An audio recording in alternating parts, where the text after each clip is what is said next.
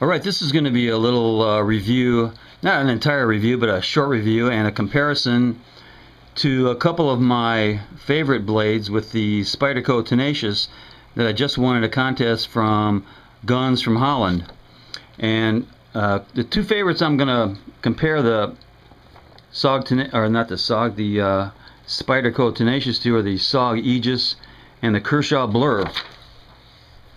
Well, to start off with, the Spyderco Tenacious has about a 3.5 inch full flat ground blade, and overall length is about 7.5 inches. Got G10 handles, very nice. And one of the features I really like about this knife is it has really good traction enhancing notches on the blade spine right here. Traction enhancing notches. And it's also got traction enhancing notches on the liner lock. Very nice. These I don't use the J word in case you're wondering, because that I don't know what GIMP means, but I do know what traction enhancing notches are, and this has got some good ones. But what I'm going to compare it to is, first of all, the Kershaw Blur. They're almost exactly the same size.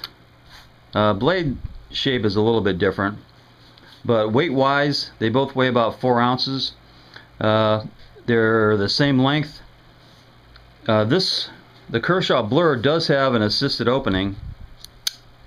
It's got the patented assisted opening, and the traction enhancing notches on this right here, both on the blade itself and the handle, are just about useless. You slip right by them. It does have some traction enhancing notches on the liner lock, which are good. I like that.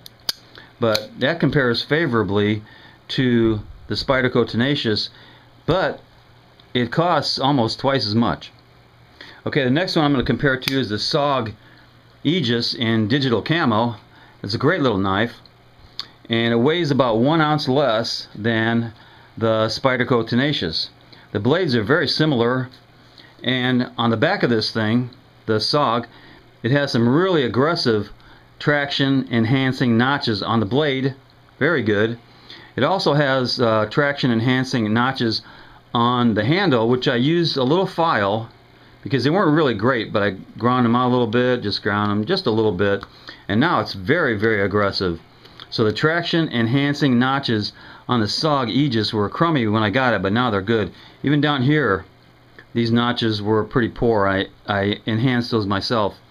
And here I kind of ground a little bit of those away so I could fit my thumb better into the thumb stud to push it out. So these are almost ground down, and this is about 1 ounce lighter than the Spyderco Tenacious.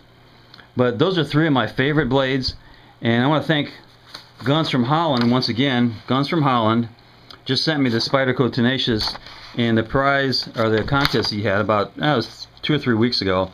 So I want to thank him once again, and if you haven't checked his channel out, check it out. It's got a good one over there in Holland. Okay, that's it for me with the comparison between the Spyderco and a couple of my really favorite knives. And remember, traction enhancing notches, not the J word.